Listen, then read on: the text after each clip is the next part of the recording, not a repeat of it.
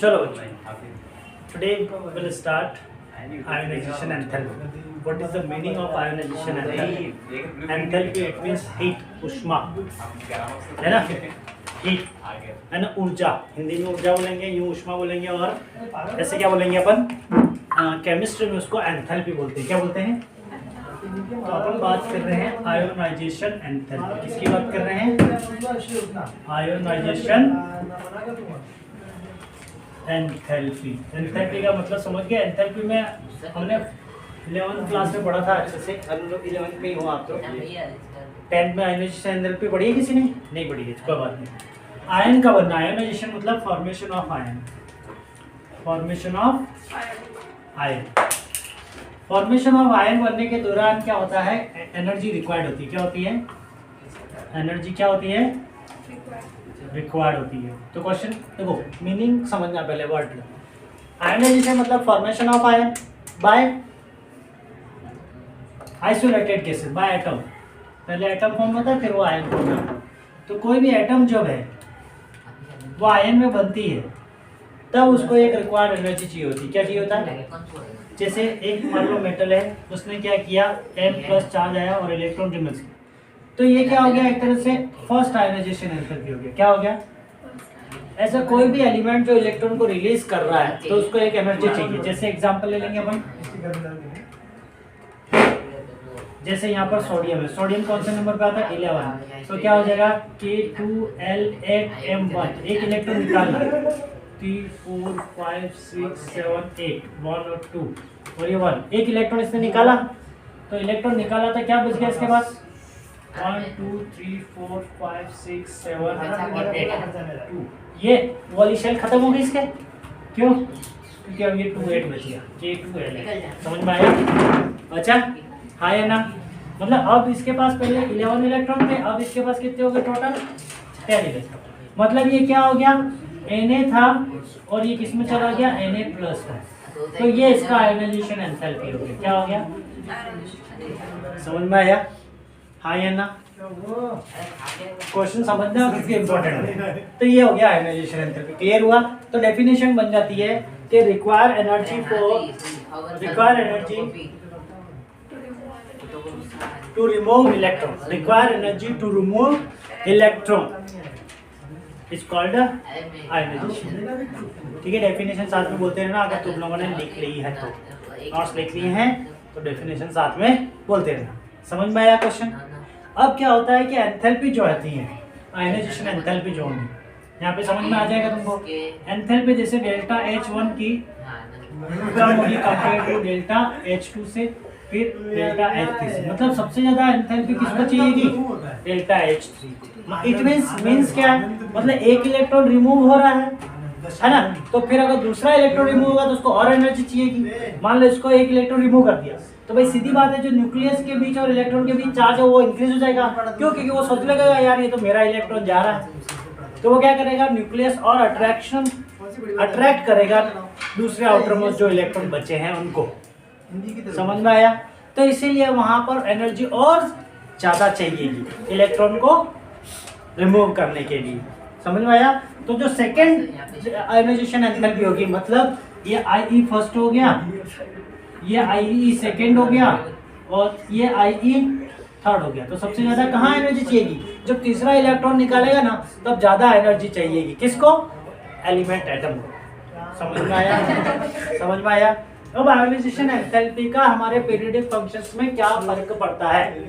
तो जैसे जैसे साइज डिक्रीज होगी, एटॉमिक साइज, ठीक है, 3 पॉइंट याद रखना. कितने पॉइंट याद रखना है? 3. तो फर्स्ट अफेक्शन, अफेक्ट क्या पढ़ेंगे ऑन पीरियोडिक टेबल पे? तो पहला अफेक्ट पड़ेगा जैसे जैसे एटॉमिक साइज डिक्रीज होगी. क्या होगी? डिक्रीज होगी. साइज यू लिखा मैंने, डिक्रीज. क्या लिखा? डिक्रीज. आयोनाइजेशन एंथैल्पी क्या होगा? इंक्रीज होगा. क्या होगा? इंक्रीज. ये पहला पॉइंट. अब सेकंड पॉइंट क्या है? कामी से बोलो. सेकंड पॉइंट क्या है? Due to screening effect. Due to, देखो स्क्रीनिंग और शिल्डिंग इफेक्ट तुमको पता होना चाहिए. अगर वो नहीं पता होगा तो समझ में नहीं आएगा. ठीक है? अब यहाँ पे भी स्क्रीनिंग इफेक्ट मैंने समझाया कभी तुमको? समझा बाकी है, यहाँ समझ जाओगे, देखना मैं थोड़ा जल्दी समझाऊंगा। भाई क्या होता है, ये न्यूक्लियस है और ये शेल है और ये आउटर शेल। अगर ऐसे नहीं तो अपना कपड़ा कर क्या,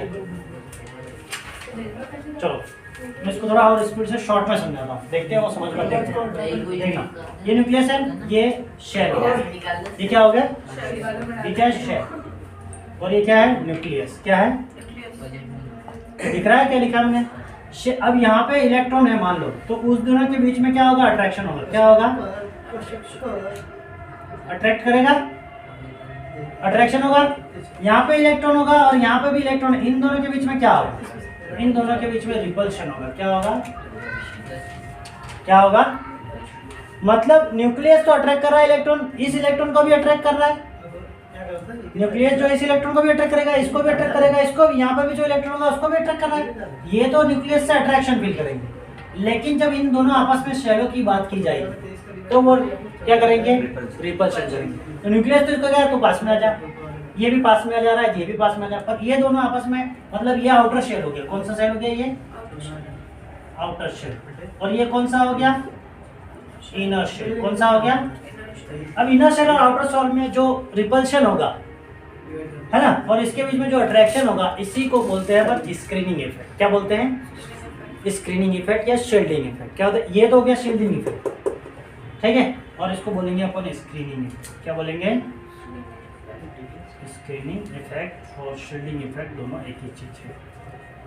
क्लियर हुआ, यस और नो, पता चला? मतलब न्यूक्लियस क्या कर रहा है, आउटर मोस्ट इलेक्ट्रॉन शेल को अट्रैक्ट कर रहा है, बट उसका इनर शेल है वो इलेक्ट्रॉन का, आउटर मोस्ट शेल इलेक्ट्रॉन को क्या कर रहा है, रिपल्शन ले रहा है। तो इस टाइप का इफेक्ट जो बढ़ रहा है शेल में, इनर और आउटर शेल के बीच में, उस चीज को इफेक्ट को क्या कहते हैं, शील्डिंग और स्क्रीनिंग इफेक्ट कहते हैं। तो यहाँ पे कहने का मतलब क्या, अगर जैसे जैसे शील्डिंग इफेक्ट बढ़ेगा, शील्डिंग इफेक्ट बढ़ेगा, सॉरी डिक्रीज होगा, वैसे वैसे आयोनाइजेशन एंथैल्पी क्या होगा, इंक्रीज होगा। अगर आयोनाइजेशन एंथैल्पी इंक्रीज हो रहा है तो सीधी सी बात है, जो स्क्रीनिंग इफेक्ट है वो क्या हो जाएगा, डिक्रीज हो जाएगा। समझ में आया, ये डिक्रीज का सिंबल, ये इंक्रीज का सिंबल। क्लियर हुआ? थर्ड पॉइंट देखो, थर्ड पॉइंट देखो, थर्ड पॉइंट क्या है, nuclear charge, ionisation energy increase with increasing nuclear charge. Ionisation enthalpy, I का मतलब होता है ionisation enthalpy increase with increase nuclear charge. अब न्यूक्लियर चार्ज क्या है, डेफिनेशन लिखी है, नहीं लिखी है, नहीं लिखी है तो लिख दो, उसी में लाइन में ऐड करो उसमें। न्यूक्लियर चार्ज क्या है, the positive charge present on the nucleus is called a nuclear charge.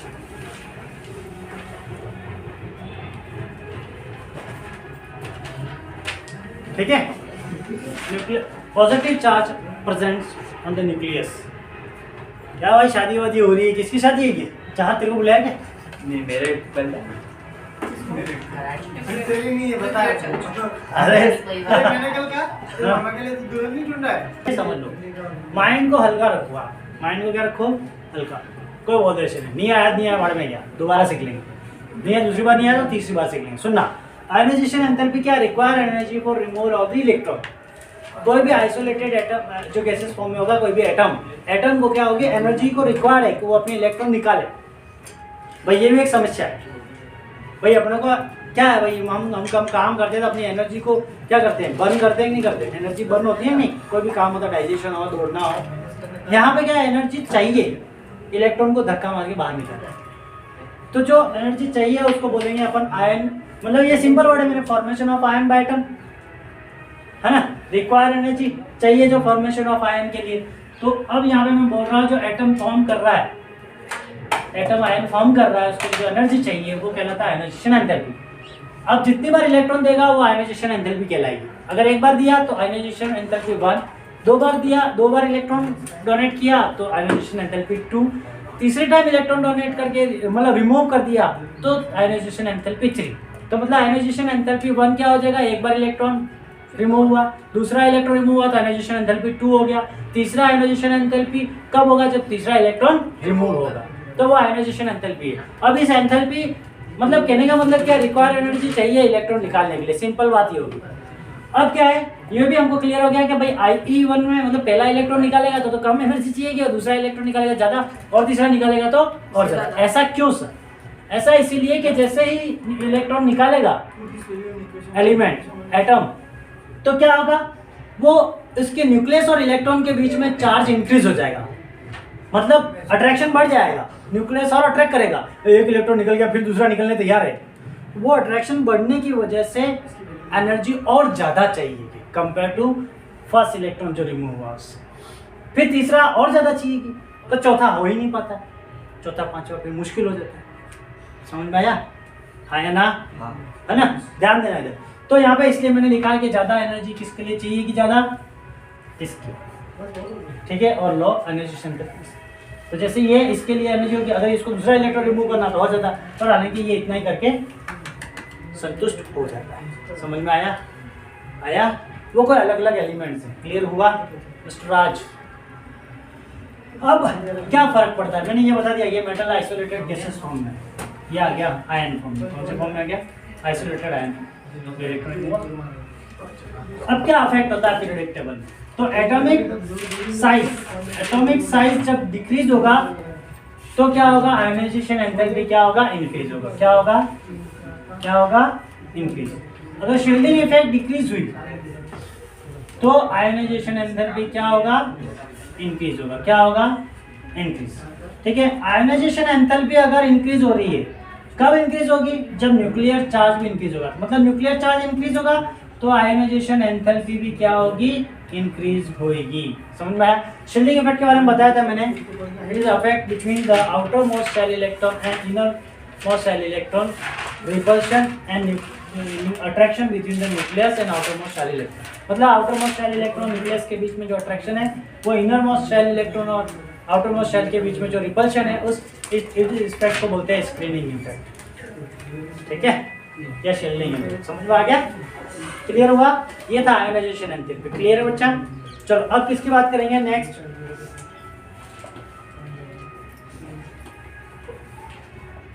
देखना एक चीज है इसमें, कुछ पीरियोडिकली क्या इफेक्ट है, पीरियोडिकली। ठीक है, पीरियोडिकली क्या इफेक्ट है? अपना जो मेन जो है ना, तो 2 मिनट ये तो चलेगा ही। अफेक्ट रहना। हाँ देखो इधर, पीरियोडिकली क्या है? पीरियोडिसिटी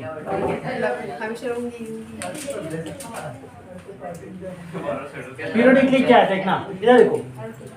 अगर एटॉमिक साइज इंक्रीज हो रही है, सुनना, एटॉमिक साइज, एटॉमिक साइज कहाँ इंक्रीज हो रही है बेटा?